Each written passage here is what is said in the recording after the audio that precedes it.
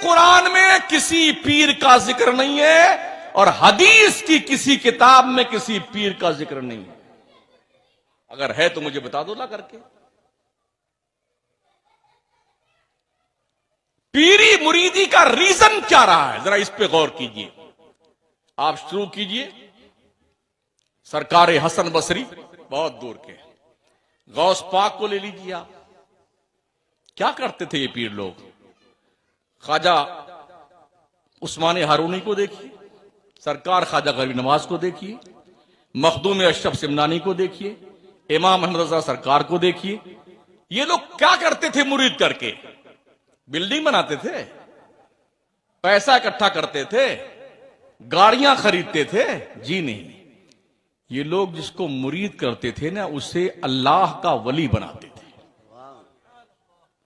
دیکھ لیجئے جتنے مرید خواجہ غریب نواز کے ہیں ہر مرید اللہ کا ولی ہے.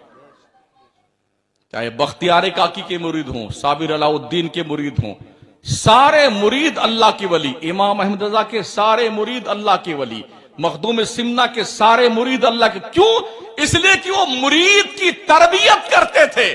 اس لیے مرید نہیں کرتے تھے کہ پیر کا بنگلہ بنے, ایک کوٹھی بنے. ہم نے دیکھا ہے پیروں کے, ایک کوٹھی کلکتہ میں ہے اسی پیر کی 2 کروڑ کی, اسی کی کوٹھی ممبئی میں 3 کروڑ کی, اسی کی کوٹھی احمد آباد میں 2 کروڑ کی, اسی کی کوٹھی لکھنؤ میں 3 کروڑ کی. رہتا کون ہے؟ ایک چپراسی رہتا ہے جھاڑو پوچھا لگانے کے لیے. اور جب پیر آئے گا تو پھر سارے مرید پہنچے زندہ باد زندہ باد زندہ باد زندہ باد. 3 دن مردود رہتے وہاں پر, لوٹ کھسوڑ کے کھاتے ہیں مرید. اور مرید سمجھتا آپ جنت میرے باپ کی ہو گئی. قسم خدا کے اتنا مارے جاؤ گے نا پیر بھی اتنا کوٹا جائے گا, بھیجا باہر نکل آئے گا اس کا پیر کا. اور ایسے مریدوں کی وہ دھنائی ہوگی شکلیں نہیں پہچانی جائیں گی, شکلیں نہیں پہچانی جائیں گی. اپنے دل میں جھانک کر دیکھو کتنا گندا ہو چکا ہے یہ دل.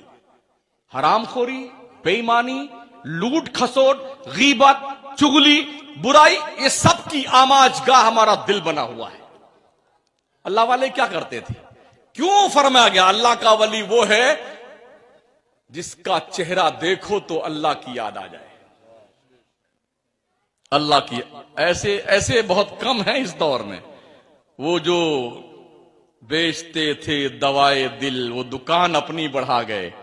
جو جنت بیچتے تھے نا بہلول دانا وہ اپنی قبر میں گئے. اب تو پیر دیتا کچھ نہیں سے لیتا ہے. لام یا زیر لے نون علی زبرنا لینا, دال یا زیر دے نون علی زبرنا دینا تو ہے ہی نہیں, صرف لینا. لاؤ لاؤ لاؤ لاؤ دو لاؤ دے کے جاؤ. غلط کہہ رہا ہوں؟ کسی مزار پر اللہ والے کی تربت پر امام اہل سنت فرماتے ہیں ایک چادر چڑھا دو جب تک وہ پھٹ نہ جائے دوسری چادر مت ڈالنا.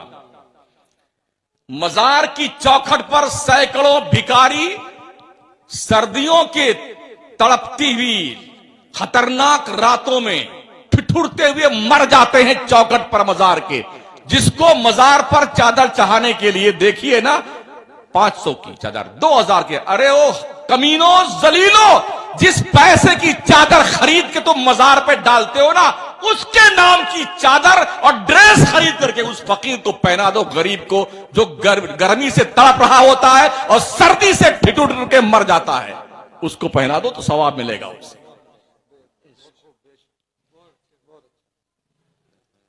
کیا ان بھکاریوں کو نہیں دیکھا جو کھانا کھانے کے لیے قطار میں کھڑے ہیں, لوگوں کا لقمہ دیکھا کرتے ہیں شادی بیاہ کے اور دعوتوں کے موقعوں پر. ہم نے دیکھا ہے جب لوگ پلیٹیں پھینک کر کے اپنا فنکشن ختم کر کے جاتے ہیں نا, درجنوں اور سینکڑوں بچوں عورتوں کو دیکھا ہے وہ پہنچتے ہیں انہی جو کھاتے ہیں نا کیا بولتے ہوتے پلیٹ, اس پلیٹ میں جو تھوڑا بہت لگا ہوتا ہے نا اس کو اکٹھا کر کے سالن اکٹھا کرتے ہیں. جو روٹی کے ٹکڑے پھینک کے آتے ہیں نا لوگ اس کو چن کر کھاتے ہیں. اللہ کا احسان مانو تمہارے پاس چھت تو ہے گھر کی. اللہ کا شکر مانو اللہ تمہیں 3 ٹائم کھلا رہا ہے, تم ٹھونس ٹھونس کے کھا تو رہے ہو اور توند پہ ہاتھ پھیر کر کے ٹرا رہے ہو پورے محلے میں. اللہ کا شکر مناؤ, احسان مانو اللہ کا. اللہ نے تمہارے پیسوں میں غریبوں کا حق رکھا ہے، مدرسوں کا حق رکھا ہے، یتیموں کا حق رکھا ہے، بیواؤں کا حق رکھا ہے۔ میرا نبی فرماتا ہے، او میری امت کے لوگوں، مجھے تلاش کرنا چاہتے ہو تو غریبوں کے بیچ میں تلاش کرو، غریبوں کے بیچ میں۔ نبی فرماتے ہیں غریبوں کے صدقے میں تمہیں روزی دی جاتی ہے، اسی لیے اللہ فرماتا ہے فی اموالہم حق للسائل والمحروم۔ او مالداروں، تمہاری دولت میں، تمہاری کمائی میں محروموں اور سائلوں کا اللہ نے حق رکھا ہے، اسے نکال کے دو غریبوں کو۔ لوگوں نے زکوٰۃ فطرہ تو دیا ہی نہیں، یوں امداد کون دیتا حضرت؟ بولے امداد تو بڑی مشکل پڑتی ہے، زکوٰۃ فطرہ ہی نکل جائے تو یہی بڑی بات ہے۔ یہ پورے ملک کی بات کر رہا ہوں، پورے ملک کی۔ 2 سال سے پڑھائی کا ستیاناش، کتنی غربت میں مدرسے چل رہے ہیں یار۔ جس دن یہ مدرسے بند ہو گئے نا، نہ تمہاری میت کو کوئی نہلائے گا، نہ جنازہ پڑھائے گا، نہ کلمہ پڑھنا آئے گا، اور ایسے ہی ٹھونس ٹھانس کے لوگ تمہاری قبر میں آ جائیں گے۔ یہ مدرسوں کی دین ہے، مدرسوں کی۔ جو بچے دیندار بنتے ہیں، دین کا علم سیکھتے ہیں، اور وہ جانتے ہیں کہ اس کا کتنا حق بنتا ہے، کس کے ساتھ کیسے پیش آنا چاہیے، اور ماں باپ کے مرتے وقت یا کسی کے مرنے کے وقت یاسین پڑھ کر کے کیسے دعائیں کرنی چاہیے، مر جانے کے بعد بخشی کی دعا کیسے کرنی چاہیے، یہ تعلیم ان مدرسوں میں دی جاتی ہے، کالج میں نہیں۔ بڑی ہی چترائی کے ساتھ ہندوستان سے انگریز جاتے جاتے تعلیم کو 2 حصوں میں بانٹ کے چلا گیا کمینہ۔ یہ دنیا کی تعلیم ہے، یہ دین کی تعلیم ہے۔ نتیجہ یہ ہوا جو دین کی تعلیم کے مرکز بنے وہ دنیا سے جاہل رہ گئے، اور جو دنیا کی تعلیم کے مرکز بنے وہ دین سے جاہل رہ گئے۔ اسکولوں میں پڑھنے والے لوگ، کالج کے اندر پڑھنے والے لوگ جنہیں دین کا واسطہ نہیں پڑھانا، ڈاکٹر تو بنے مگر ذاکر نائک بن گئے، انجینئر تو بنے محمد علی بن گئے، مرزا محمد، مرزا نام ہے نا، ہاں مرزا، مرچا اور محمد، لائر تو بنے مگر دیندار نہیں۔ ان کو پتہ ہی نہیں دین کیا ہے، مذہب کیا ہے۔